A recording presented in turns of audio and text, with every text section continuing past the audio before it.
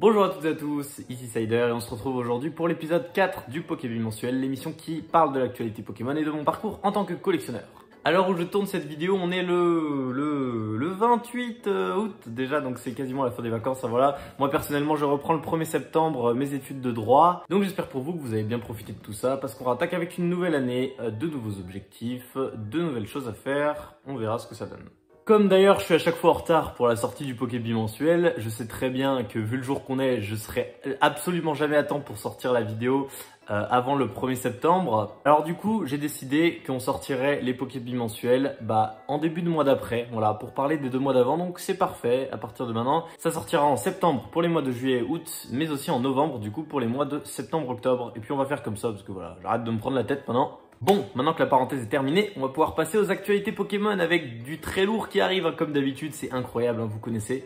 Alors on démarre tout de suite avec l'actualité la plus importante de ces derniers temps, ça vient d'arriver. Origine perdue est à peine disponible en kit avant-première, qu'on nous dévoile déjà des fuites de la prochaine extension épée et bouclier EB12, qui sera peut-être la dernière d'ailleurs, parce que depuis quelques temps, on a l'impression que Pokémon aime bien faire des blocs en 12 extensions, donc du coup, la nouvelle extension s'appellera Tempête argentée, que voici, et du coup forcément on aura 4 illustrations de booster, des masterclass comme d'habitude, incroyable vraiment. Je comprends pas pourquoi avoir fait Goopix d'Alola en plein milieu de 3 légendaires, mais bon pourquoi pas, il y a toujours une illustration qui sort un petit peu du lot à chaque fois. Évidemment une extension n'arrive jamais qu'en booster simple, donc voici les 2 nouveaux tripacks, avec des petites promos Manafi et Togetic, bon voilà, ça vous le savez, vous avez l'habitude à chaque fois 2 petits tripacks, 2 nouvelles promos, et aussi le TB, avec le Goopix d'Alola qui a été choisi alors qu'ils auraient pu mettre Lugia ou un des golems, mais bon non, c'est le Goopix qui a été choisi, il est mis à l'honneur, pourquoi pas. Cette extension les amis, Tempête argentée, devrait sortir le 11 novembre dans nos magasins, mais bon, on a l'habitude, on s'y attend peut-être un petit peu avant, on verra.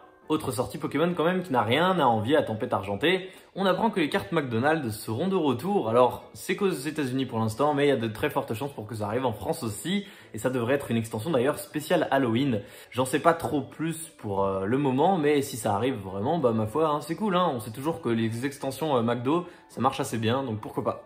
Ces news étaient très rapides, c'est maintenant terminé. On passe dès à présent aux réceptions et on se retrouve du coup sur le décor d'à côté. À tout de suite.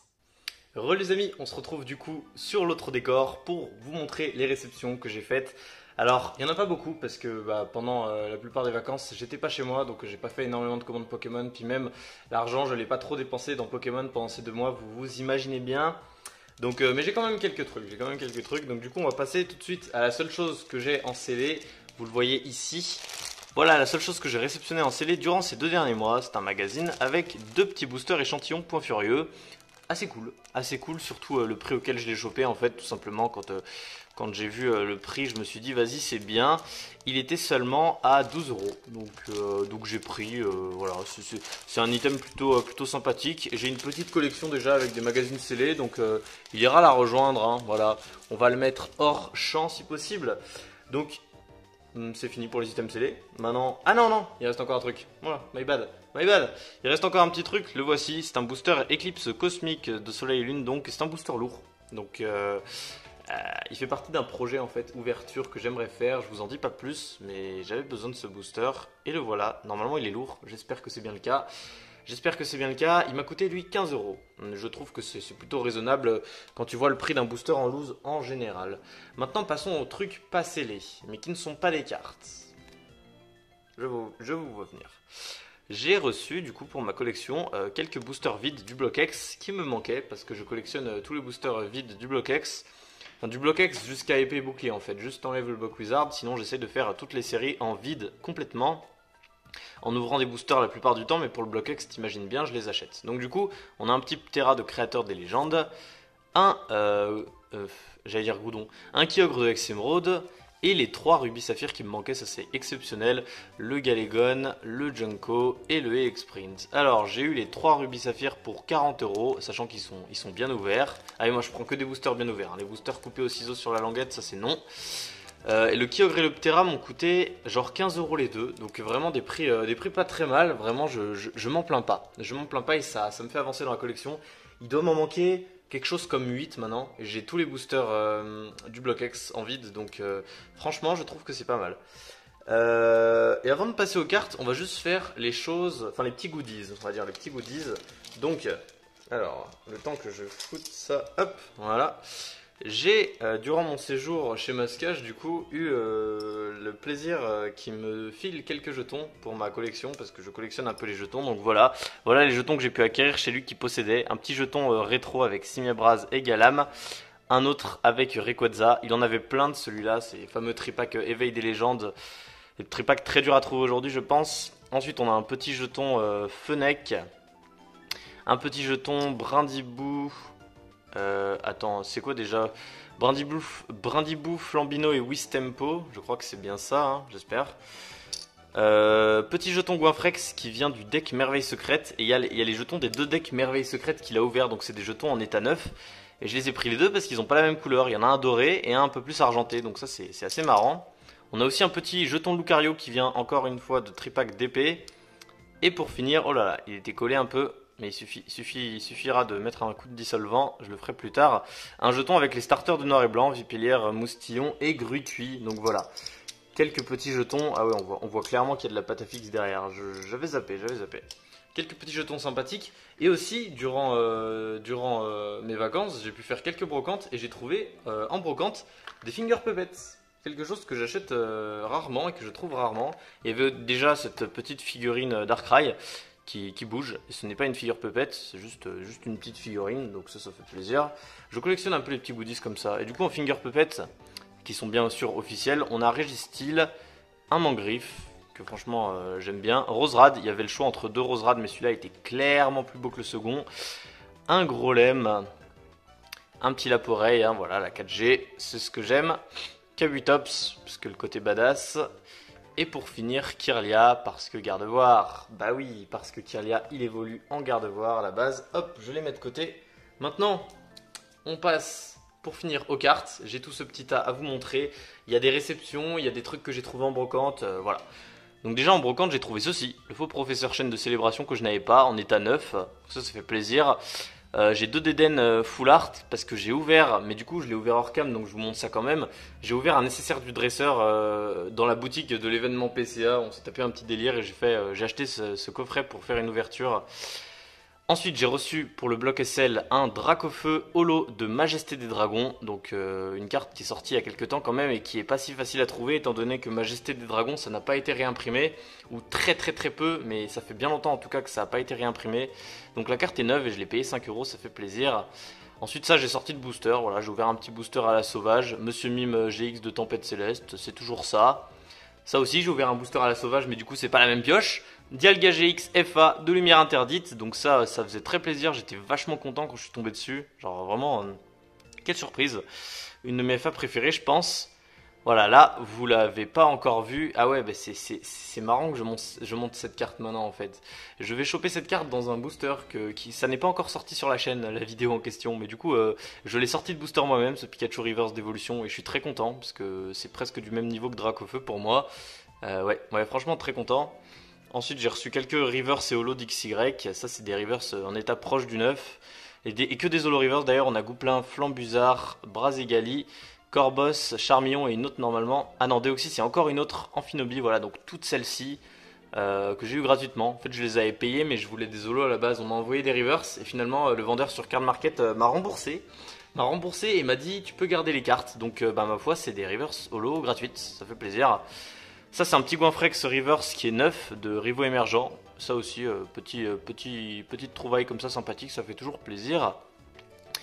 Léviator Holo Reverse, non, Rare Reverse de Tempête que j'ai eu grâce à Pokébunker qui m'a très gentiment donné cette carte. C'est la dernière Rare Reverse qui me manquait dans Tempête, donc je suis très content de l'avoir eu. Merci à toi frérot, ça fait super plaisir. J'ai hâte de la mettre en classeur. Ça fait longtemps que j'attends quand même de faire la vidéo pour pouvoir tout ranger en classeur. Un petit Archéodongue aussi, d'Aube Majestueuse, qui en est à proche du neuf dans mes souvenirs. Donc ouais voilà, la carte...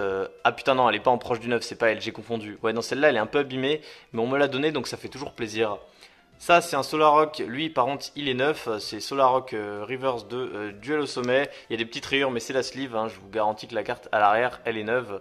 Ça vient de chez Mascache, il l'a sorti de booster lui-même donc voilà on connaît. Un petit Obali Reverse de Trésor Mystérieux pour toujours un peu avancer la collecte. Voilà, quelques Reverse d'épée, dans Diamant et Perle de base, point d'échange, mais aussi échange tout court. Un petit tapis Trini. le Primplouf que j'ai chopé dans le booster d'épée de base. Ouais, voilà, juste derrière, enfin juste devant le Pingolian niveau X, donc vous connaissez l'histoire. Et aussi un petit Azumarill que celui-là j'ai acheté. Du coup ensuite, si je dis pas de bêtises, on passe au bloc X, il y a 2-3 cartes, voilà.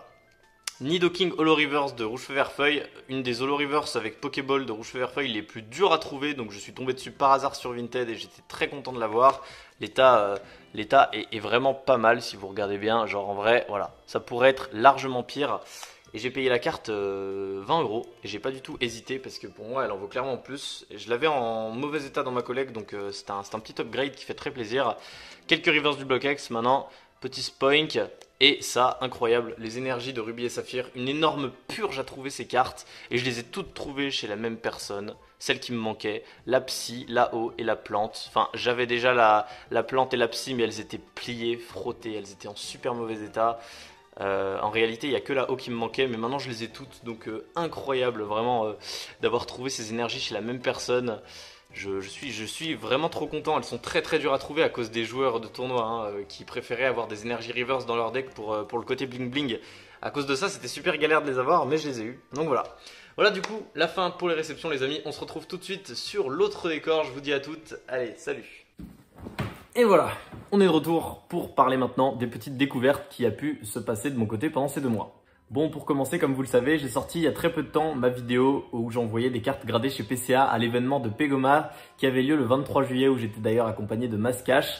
Et ben j'ai reçu un mail il y a pas longtemps de PCA pour me dire que mes cartes avaient bien été encapsulées comme vous pouvez le voir ici. Donc ça fait plaisir. Lors du prochain Poké bimensuel, normalement la vidéo réception sera déjà sortie. Ça devrait arriver en octobre chez moi. Donc j'ai très hâte hein, vraiment de découvrir les notes. Ça va être incroyable. Vraiment restez à l'affût parce que cette vidéo sera juste ouf. Une autre découverte cette fois-ci et on va sortir un peu du TCG Pokémon puisqu'on va parler d'un autre TCG, chose inédite sur la chaîne. Nous allons parler du TCG Dragon Ball Super les amis. Alors Dragon Ball c'est une série que je suis depuis très jeune en fait, voilà c'est un des premiers animés que j'ai jamais découvert et pareil en manga. Je suis au courant depuis quelques temps qu'ils ont quand même un TCG et que PCA grade les cartes en plus de ce TCG. Et j'ai voulu essayer en fait, voilà. Donc à l'heure où je vous parle, j'ai déjà ouvert quelques boosters, la vidéo devrait sortir dans pas très longtemps sur la chaîne. Mais tout ça pour vous dire que je m'oriente un petit peu vers de nouvelles choses et que c'est pas impossible que vous trouviez de plus en plus de vidéos d'ouverture Dragon Ball sur la chaîne parce que vraiment j'ai ouvert une dizaine de boosters et j'ai accroché. Les cartes sont magnifiques, il y a de très belles choses et des fois des cartes tellement rares qui peuvent atteindre des sommets en termes de codes, c'est vraiment un truc de fou. Je ne pensais pas que c'était autant apprécié en jeu de cartes à collectionner Dragon Ball, mais il faut croire que si. Donc vraiment, je suis vachement hype pour la suite. N'hésitez pas à me dire si vous connaissiez et si ça vous branche aussi. On en a maintenant fini avec les découvertes, alors il est temps de passer aux 2 vidéos que je vous conseille d'aller regarder. C'est parti! Tout d'abord les amis, incroyable, David Lafarge est enfin revenu sur YouTube après des mois d'absence et je vous avoue que j'étais le premier à l'attendre parce que quand même c'est un petit peu le papa du YouTube Pokémon français. C'est sur ces vidéos que je suis tombé en premier quand je me suis mis à regarder des openings Pokémon, donc évidemment il m'avait manqué à moi aussi, même si ce qu'il fait ne m'a pas toujours plu. Il m'avait quand même bien manqué, donc le voici de retour avec des méga ouvertures comme celle-ci, une méga ouverture de 100 boosters Pokémon Go, mais je crois qu'il en ouvre que 50 là-dedans, il n'y a que la première partie. En tout cas, le tirage est vraiment pas mal et comme ça me faisait plaisir de le voir revenir sur YouTube, il fallait que je lui rende hommage d'une façon ou d'une autre, donc le voici. La deuxième vidéo maintenant, elle a totalement rien à voir avec Pokémon. Comme je vous parlais tout à l'heure du TCG Dragon Ball Super, et bah évidemment, je vous mets ici une vidéo d'une ouverture de display Dragon Ball Super. La première vidéo ouverture de ce TCG que j'ai regardé pour me familiariser un petit peu plus avec les taux de drop et les différentes raretés dans les extensions. Voilà. Donc si jamais vous avez envie d'en apprendre plus, ce mec explique bien en plus parce que c'est un joueur. Donc si vous voulez en faire de même, pardon, vous savez où aller. Bon et ben voilà les amis, on arrive déjà à la fin de ce Poké bimensuel, j'espère que ça vous aura plu. Moi, ça m'a fait extrêmement plaisir en tout cas, j'espère qu'on se retrouvera très bientôt pour de prochaines vidéos. Il y a quelques trucs qui sont prévus, donc vous inquiétez pas, hein, comme d'habitude, je suis là pour vous régaler. Du coup les amis, on se dit à bientôt pour une très prochaine vidéo. N'hésitez pas à vous abonner, à laisser un petit commentaire, ça fait toujours plaisir. C'était Cider, en tout cas moi je vous fais de très gros bisous, à plus.